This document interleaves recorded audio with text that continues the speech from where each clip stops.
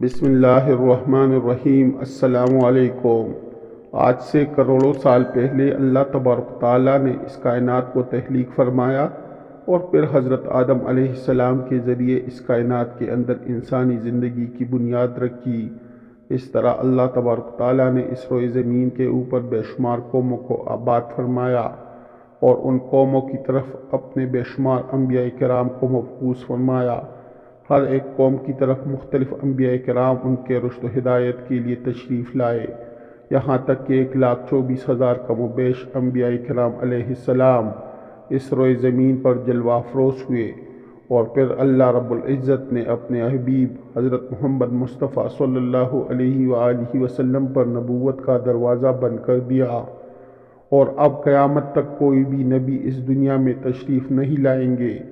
پیارے دوستو، اس طرح بے شمار انبیاء کرام اپنے اپنے وقت میں اپنی اپنی قوموں کی طرف آئے اور دنیا سے واپس چلے گئے۔ دوستو، سب سے پہلے آپ اپنے ذہن میں یہ بات بٹھا لیں کہ اللہ کے جتنے بھی انبیاء کرام علیہ السلام اس دنیا میں آئے، وہ آج بھی اپنی اپنی قبروں میں موجود ہے اور بے شک اپنے مقصد میں کامیاب ہے۔ حضور نبی کریم صلی اللہ علیہ وآلہ وسلم کی حدیث مبارکہ ہے، اللہ نے زمین پر یہ حرام کر دیا ہے کہ وہ انبیاء کرام علیہ السلام کے جسم مبارک کو کھائے، لہٰذا آج بھی اللہ کے سارے انبیاء کرام اپنی اپنی قبروں میں موجود ہے۔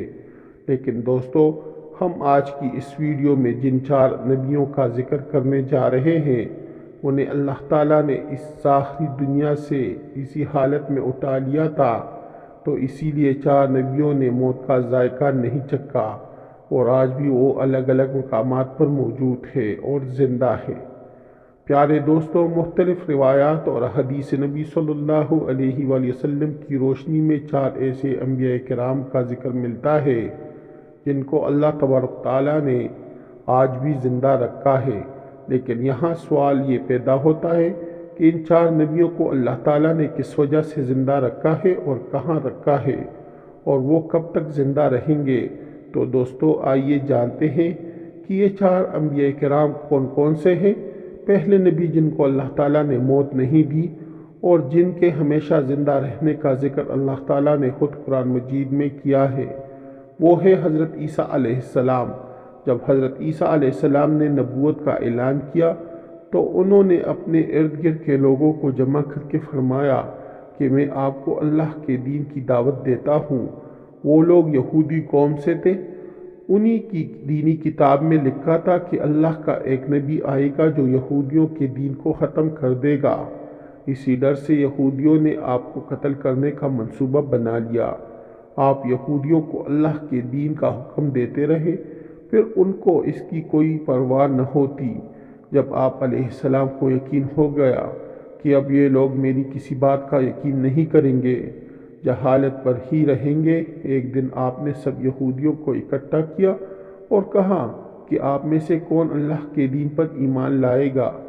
ان میں سے تقریباً 12 یا 19 لوگوں نے حضرت عیسیٰ علیہ السلام پر ایمان لائے اور کہنے لگے کہ حضرت عیسیٰ علیہ السلام ہی ہمارے بخشش کا ذریعہ بنیں گے۔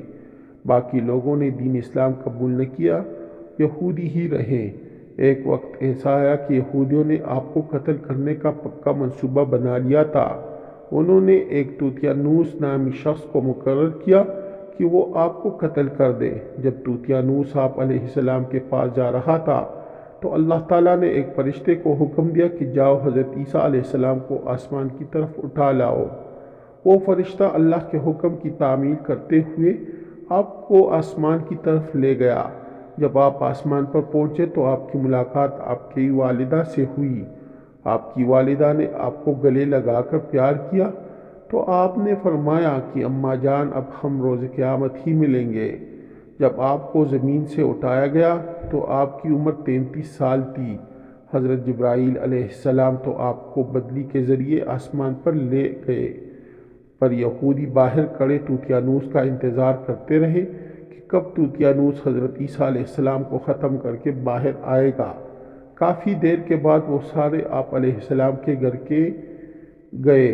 انہوں نے وہاں ایک شخص کو پایا جس کا چہرہ آپ علیہ السلام جیسا ہی تھا، انہوں نے اس کو قتل کر دیا۔ قتل کرنے کے بعد انہوں نے دیکھا کہ یہ چہرہ تو عیسیٰ علیہ السلام جیسا ہی ہے، پر یہ تو ہمارا بھیجا ہوا طوطیانوس ہی ہے۔ وہ یہ ماجرا دیکھ کر دو گروہوں میں تقسیم ہو گئے اور آپس میں ہی لڑنے جھگڑنے لگے۔ اس لڑائی میں بہت زیادہ یہودیوں کا قتل ہوا۔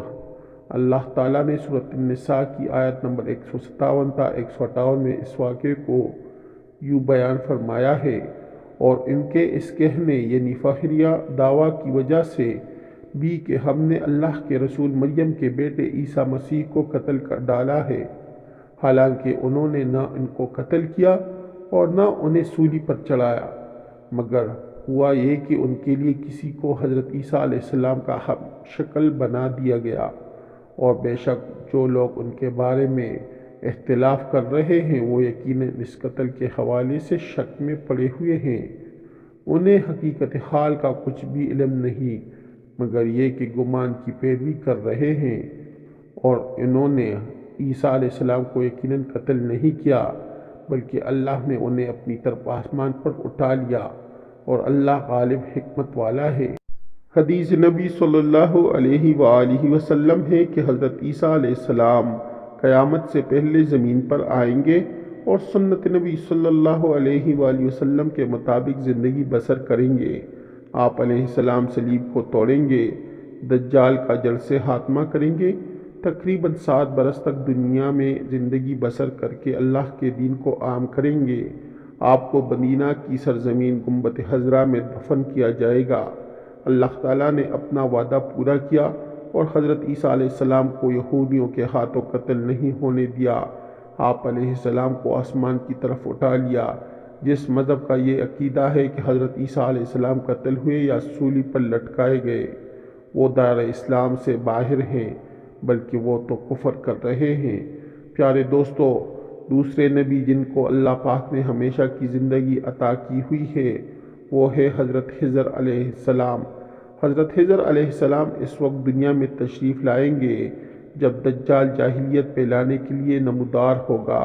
حضرت خضر علیہ السلام ان لوگوں کو اللہ کے دین کا حکم دیں گے۔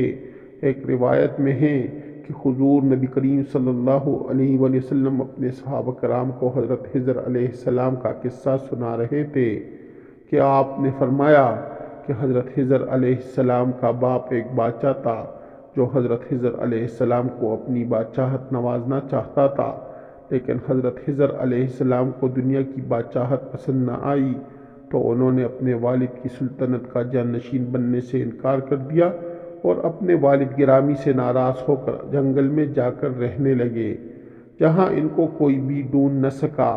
آپ کا گزر ایک آب حیات کے چشمے سے ہوا۔ اس چشمے سے پانی پی کر آپ تاحیات زندہ رہنے میں کامیاب ہو گئے۔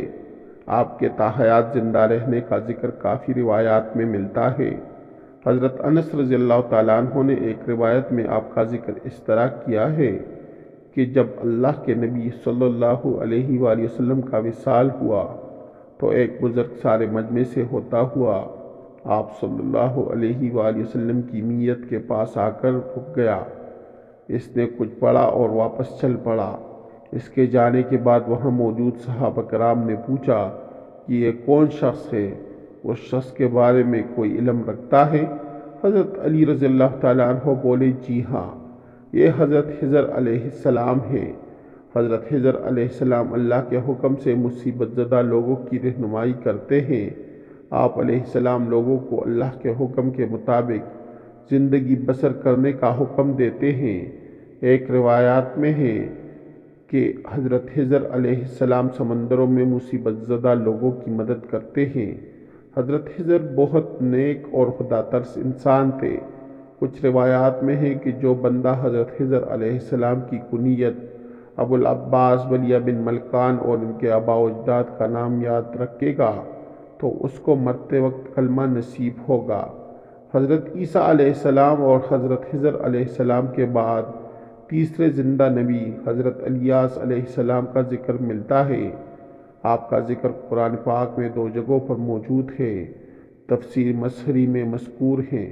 کہ حضرت الیاس علیہ السلام کو ایک نورانی گھوڑے پر بٹھا کر آسمان کی طرف لے جایا گیا۔ حضرت انس رضی اللہ تعالیٰ عنہ سے مروی ہے کہ میرا اور حضور صلی اللہ علیہ وآلہ وسلم کا گزر ایک پہاڑی سے ہوا۔ وہاں سے گزرتے ہوئے ہمیں ایک آواز سنائی دی، اے اللہ مجھے بھی حضرت محمد صلی اللہ علیہ وآلہ وسلم کا امتی بنا دے۔ یہ آواز سنتے ہی اللہ کے نبی نے مجھے فرمایا، اے انس اس آواز کا پتہ لگاؤ، یہ کون ہے؟ حضرت انس رضی اللہ تعالیٰ عنہ فرماتے ہیں کہ میں جب اس پہاڑی کے اندر گیا تو کیا دیکھتا ہوں کہ ایک سفید پوش بزرگ اللہ کی عبادت میں مشغول تھے۔ جب انہوں نے مجھے دیکھا تو کہا، اے بندے تو محمد صلی اللہ علیہ وآلہ وسلم کا صحابی ہے؟ حضرت انس رضی اللہ تعالیٰ عنہ نے ہاں میں جواب دیا۔ اس بندے نے کہا کہ میرا سلام محمد صلی اللہ علیہ وآلہ وسلم کو پہنچا دو، اور محمد صلی اللہ علیہ وآلہ وسلم سے عرض کرنا کہ حضرت الیاس علیہ السلام آپ کو ملنا چاہتے ہیں۔ میں نے واپس آ کر حضرت الیاس کا پیغام آپ کو دیا تو آپ صلی اللہ علیہ وآلہ وسلم مجھے ساتھ لے کر وہاں چلے گئے۔ حضرت الیاس علیہ السلام کے پاس پہنچے تو میں پیچھے ہٹ گیا۔ حضرت محمد صلی اللہ علیہ وآلہ وسلم اور حضرت الیاس علیہ السلام کافی دیر تک آپس میں بات چیت کرتے رہے۔ اللہ کی طرف سے آسمان سے کانا نازل ہوا تو حضور صلی اللہ علیہ وآلہ وسلم نے مجھے بھی پاس بلا لیا۔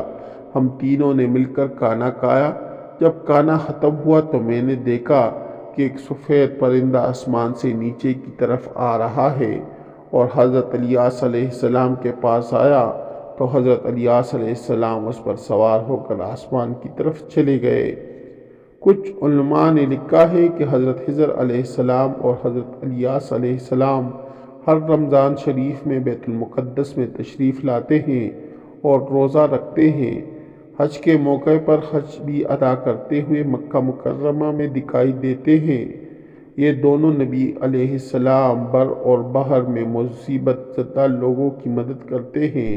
چوتھے نبی جو ابھی تک زندہ ہے وہ حضرت ادریس علیہ السلام ہے، کہ جن کے بارے میں زندہ ہونے کی روایت ملتی ہے۔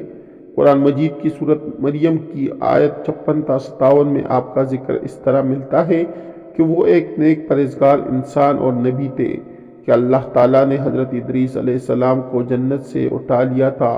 شب معراج کے موقع پر چوتھے آسمان پر حضور صلی اللہ علیہ وآلہ وسلم اور حضرت ادریس علیہ السلام کی ملاقات ہوئی تھی۔ حضرت ادریس علیہ السلام کا چھٹے آسمان پر ہونے کا بھی ذکر ملتا ہے۔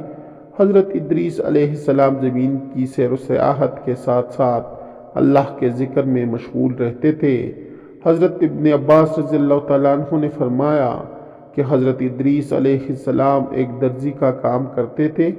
آپ کپڑوں کی سلائی کرتے جاتے اور اللہ کا ذکر بلند کرتے جاتے تھے۔ جب شام ہوتی تو آپ کی نیکیاں بے تحاشا ہو جاتی۔ زمین پر رہنے والے انسانوں میں سے سب سے زیادہ نیکیاں آپ کی اللہ کے ہاں شمار ہوتی تھی۔ آپ کو زندہ آسمان کی طرف اٹھا لیا گیا تھا۔ پھر آپ نے موت کے فرشتے سے کہا کہ مجھے موت کا مزہ چکھنا ہے۔ آپ کے کہنے پر موت کے فرشتے نے آپ کی جان نکال لی اور پھر اللہ کے حکم سے آپ کو دوبارہ زندہ کر دیا۔ آپ نے فرشتوں سے درخواست کی کہ میں دوزخ کو دیکھنا چاہتا ہوں۔ پھر آپ کو دوزخ میں لے جایا گیا۔ پھر آپ نے جنت کی سیر کرنے کا کہا۔ آپ کے کہنے پر آپ کو جنت میں داخل کیا گیا۔ جنت دیکھنے کے بعد آپ نے فیصلہ کیا کہ میں یہاں ہی رکنا پسند کروں گا۔ فرشتے نے آپ کو کہا کہ آپ اپنی مقام کی طرف جائیے۔ اسی وقت اللہ تعالیٰ کی طرف سے فرشتے کو حکم ملا کہ ادریس علیہ السلام کو یہاں ہی رہنے دیا جائے۔ معزز دوستو، اگر آپ لوگوں کو میری ویڈیو اچھی لگی ہو تو میرے چینل کو سبسکرائب کریں، اس ویڈیو کو لائک کریں اور دوستوں کے ساتھ شیئر کریں۔ انشاءاللہ آنے والی ویڈیو میں پھر ملاقات ہوگی، تب تک کے لیے اللہ حافظ۔